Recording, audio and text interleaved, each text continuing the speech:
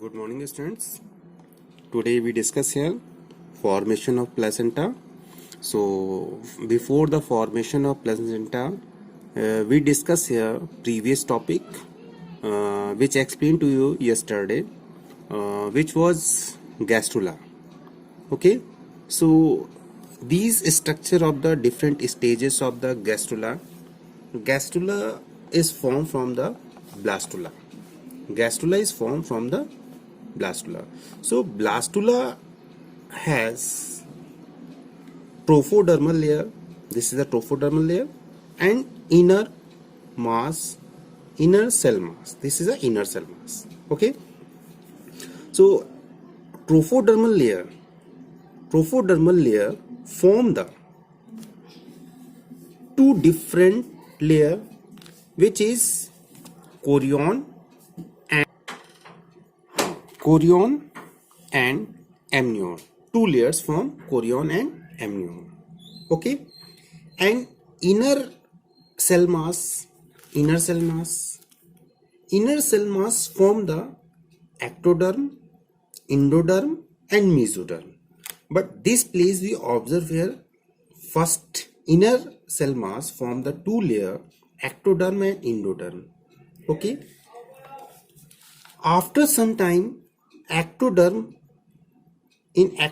layer, some cells collect and form a primitive streak, and primitive streak also form mesodermal layer.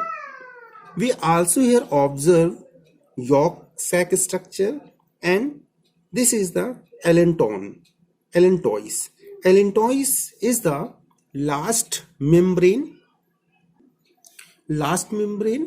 derived from the extra embryonic endoderm. Okay, and it forms the ventral side of the tail region. It is the temporary urinary bladder of embryo. Okay, so now we come on the next topic for formation of placenta. Here we observe this is the structure of the endometrium. This is the endometrium wall. This is the endometrium wall of the uterus.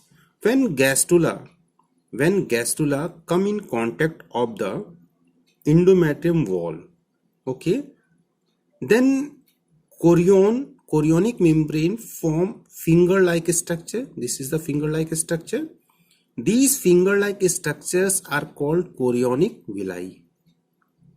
And endometrium wall of the uterus also form finger-like structure, and they contact to each other. Form the placenta. Very simple. Understand? When gastrula stays come in contact of the endometrium wall, then chorionic membrane form the finger-like structure. This finger-like structure is called the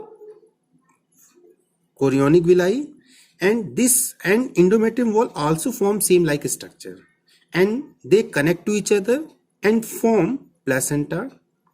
Okay, and these chorionic villi embedded into the blood vessels of the uterine muscles. Okay, now we observe some point here. The place where this structure is attached to the endometrium wall of the uterus, that place is called the decidua bacillus. And the endometrium wall which cover this structure is called the decidua capsularis. This structure is called the decidua capsularis, and the endometrium wall which not cover this structure is called the decidua pectoralis. Understand? And look, this structure, this is the placenta, and this is a human embryo. The tube-like structure which connect the embryo to the placenta, this is called the umbilical cord. this is the urinary bladder, sorry, this is the uterus. So this is structure, uterus, this is a embryo, and embryo is covered by a membrane. This membrane is called amnion membrane, and the space between the embryo and amnion membrane, this space is called the amnion cavity, and amnion cavity is filled by a fluid. This fluid is called the amniotic fluid. Okay, this amniotic fluid have genetic information. By this fluid we can check the disease of the baby, sexual disorders, and many things. Okay, and one structure we observe here, residual yolk sac. It is a first fetal membrane to appear.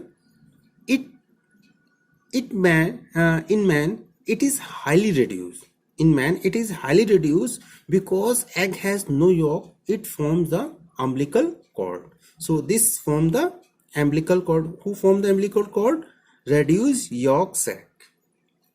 Okay, understand this thing structure. Now we discuss the function of the placenta. Placenta has many functions.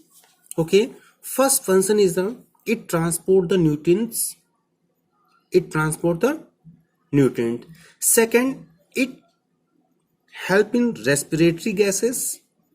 Third, it release many hormones such as the progesterone. Estrogen is small quantity, and most important hormone is a human chorionic gonadotropin hormone, which indicate the pregnancy. And human chorionic lactogen, this hormone promote the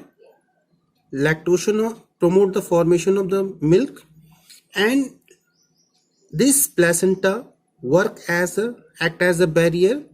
The substances which transfer to the embryo through the placenta, these substances are called the transplacental substances, like drugs and pathogens in pathogen AIDS disease like.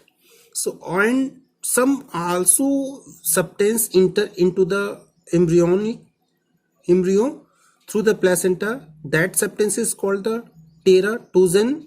These teratogen substances like the mercury etc., which causes mini-Pata disease etc. So today this topic is completed. Now we next day explain to the next topic. Okay.